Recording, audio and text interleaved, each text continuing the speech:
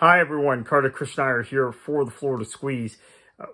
Wanted to make a quick video today about what we are seeing in terms of a potential shift here in Southeast Florida. We're going to make a video probably later this week or early next week about the downturn in tourism, specifically from Canada to Southeast Florida and Southwest Florida, and the impact that's having on the state's economy. Even the governor wants to ignore that. But today we're going to talk a little bit about MAGA's difficulties in MAGA's home territory, MAGA's home ground, using a soccer term, European football term that I like to use, home ground. Home ground for MAGA is Southeast Florida. No mega county in the United States, county with over 1 million people, or 1.5 million, or 2 million even, is as supportive of Donald Trump as Miami-Dade County. There is no urban area in the country the size of the Miami-Fort Lauderdale metropolitan area that is as pro-Trump as that metropolitan area. There is no county that has been a historically Democratic county that voted for Barack Obama by more than 2-to-1 margins that has gotten as tight in the country. No county with over 1 million people that has gotten as tight electorally as Broward County has since Donald Trump first appeared on the ballot for the Republican Party. And Palm Beach County, where Donald Trump has a home, barely went for Kamala Harris in the last election. This is a county that was a 2-to-1 Democratic county basically in the 2000 and 2004 elections. And as recently as the Obama elections was 58-60% Democratic. 49% for Harris. Barely won it. So, where are we right now in Southeast Florida? The trend line is very clear. It is the most Trump-supporting mega city metropolitan area in the United States of America. But yet suddenly there are massive cracks in the armor. Last week, Eileen Higgins became the first mayor of Miami elected as a Democrat since Steve Clark in 1993. She's also the first female mayor of Miami, the first gringo, first non-Hispanic since, actually probably the first non-Cuban actually since Steve Clark. We had Xavier Suarez, who was a Cuban mayor before that in Miami. Before that, Maurice Fray, who was a Democrat but was Puerto Rican. Now, I do want to point out the national media does miss part of this because Manny Diaz, who was the mayor from 2001 to 2009, had been a Democrat before he ran for mayor. He became an independent to run for mayor because of the unpopularity of the Democratic Party within the city of Miami after the Elian Gonzalez situation in the late 1990s and early 2000s under Bill Clinton. He then returned to being a Democrat after he was done as mayor. And in fact, he eventually became the chairman of the Florida Democratic Party. For those of you who want more of a pop culture reference to Manny Diaz, he is the father of the head football coach of the ACC champion Duke Blue Devils, Manny, who also goes by the name Manny Diaz. So that's who Manny Diaz is, the former mayor of Miami. He is actually a Democrat and leaned left. It was a left-leaning independent when he was the mayor of Miami. That having been said, Higgins is a out-and-out liberal Democrat who is not Hispanic, who won the country's most Hispanic, well, maybe Los Angeles is, but one of the most Hispanic mega cities with several 100,000 people in the country. And she did so because of a backlash against Donald Trump. And so, Higgins wins. I would suggest you check out Dave Trotter's voting trend videos, which have been very good on the Miami mayor's race. I could add a little more context to some of those neighborhoods, but I think he pretty much nails it. When you get further west towards the airport, those are very Cuban, very conservative airport areas, which the Republican candidate continued to do well in, but not as well as Donald Trump or Ron DeSantis had done. When you get east of Interstate 95, it was a sea of blue. There are areas that are heavily Cuban and Central American in the Little Havana neighborhood, which became very purple last Tuesday. So Higgins wins. She wins easily. She wins by 18 or 19 points. So what was thought to be a close mayoral race did not turn out that way. It turned out to be a landslide.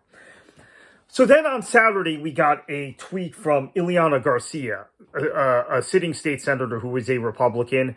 I don't want to get into how she became a state senator, because I think that there was a significant amount of fraud, in my opinion, involved in her election. And that's the reason it became a Republican seat. But she was the national founder of Latinas for Trump. She has been such a loyal MAGA servant that when Donald Trump got arraigned on federal charges for allegedly stealing documents and stashing them in Mar-a-Lago, when he got arraigned on federal charges in Miami, as soon as his arraignment took place at the federal courthouse in Miami, he had a celebratory Victoria shindig in very brazen Trump style. Who was it that was hosting that shindig? It was Ileana Garcia, State Senator Ileana Garcia, the most loyal MAGA person. But as we've learned recently with Marjorie Taylor Greene, and I have my own opinions of Marjorie Taylor Greene, I actually never thought she was quite the devil with horns that a lot of people on the left made her out to be. I have reasons for that. I have a lot of experience around the South. I just didn't think Marjorie Taylor Greene was the same thing as Lauren Boebert or Kimberly Guilfoyle or Kristi Noem. I had real reason to believe that, knowing the type of, knowing many people like her from Georgia and Alabama and South Carolina, and I was proven right. I mean, so but the reason I bring up Marjorie Taylor Greene is these are all women that end up falling out with Trump. If you're a woman who does not fit a certain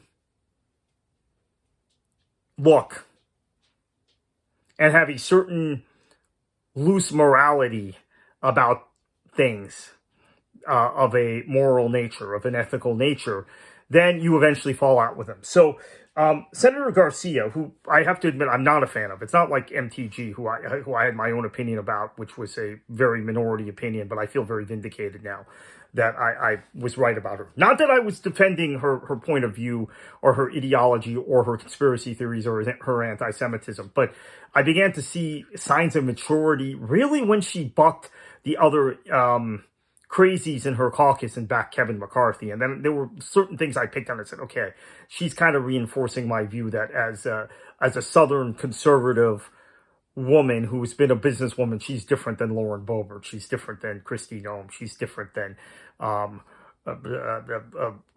what's her name? The one that was the press secretary from Florida, Kayleigh McEnany. She's different than these people. And there are other reasons I don't want to get into that I kind of knew all along. She was different and maybe would break with them eventually, which she has. Garcia, I did not expect this from, but she has. So let me read you this tweet she wrote on Saturday. Reckless and inhumane, exclamation point. Shutting down family reunification and other programs abruptly. While you may criticize the abuses in immigration at Stephen M., that's Stephen Miller, it's on a Nazi level of cruelty. Sending people back to, as you call it, shithole countries, expletive allowed, I guess here, after they've worked hard and complied with our laws is another level of savagery that the people in this country will never forget. I sincerely hope that when Trump, at real Donald Trump, so she makes sure he sees it, loses the midterms, he fires you the same day. So what you're seeing is people in the Cuban American community who always felt like they had some sort of protected status. And they had a protected status with Republican presidents and Democratic presidents alike. Now being treated like they're the other. The same other that so many other groups have been subjected to. And by othering Cuban Americans, you're putting your entire electoral base in Florida in jeopardy. And so even if it's 10 or 15% of Cuban Americans who voted for Donald Trump in 2016, 2020, and 2024, voted for Ron DeSantis and Rick Scott in 2018, voted in 2022 for Ron DeSantis. And I have to tell you, as recently as 2016, Marco Rubio got beat in his home county by Pat Murphy, who was the Democratic nominee for Senate that year, because there were enough Cuban Americans who were dissatisfied with the Republican Party's rhetoric on immigration. That changed. And Trump was very successful winning Latino votes. But if you lose that even 15, 20% of Cuban Americans, 10, 15, 20%, you now begin to put things towards potential margins. Now let's extrapolate what we've seen in other parts of the state. We're seeing a loosening of support for Trump among Puerto Ricans, who gave him a ton of support in Central Florida this past election cycle in 2024. We're seeing a loosening of support for Trump among some other Central American and Caribbean groups in Broward and Palm Beach counties and in Hillsborough County. And all of that leads to Florida being a much more competitive state. Now, Florida is not going to flip blue, in my opinion. But this could impact specific districts as the Republicans seek to squeeze 3 or 4 more districts out of Florida in a redraw early next year, potential reapportionment next year. They're going to do what Indiana failed to do. They're going to listen to Trump and they're going to redraw the lines. DeSantis wants them to redraw the lines, so they're going to probably redraw the lines. I know the Senate president doesn't want to go along with it, but given the history in Florida, he'll cave, because we saw a situation in redistricting 4 years ago when the Republicans in the legislature wanted to draw kind of fair districts, really, which would have given the Democrats far more seats than they have currently. They just wanted to avoid any kind of litigation. And DeSantis and DeSantis' attorney, one James Utmeyer, who's now the attorney general of the state, pushed back on the legislature, and they won. Eventually, the legislature caved. So they're going to cave on redistricting also.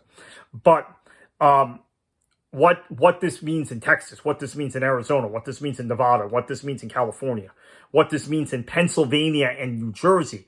Remember, Pennsylvania has a huge Puerto Rican population. I think people forget that. Philly, I think, has, behind Orlando and New York, I think has the 3rd highest Puerto Rican population in the continental U.S., I believe. But New York and the New York suburbs and New Jersey, and then Philly, Orlando, right? Those are your big, Central Florida. Those are big concentrations. This is going to cause them all sorts of problems. So keep an eye on this. A lot happening, and the South Florida base is getting a little, it's getting a little hot here in South Florida for MAGA, and they're not going to run up the margins here that they have before.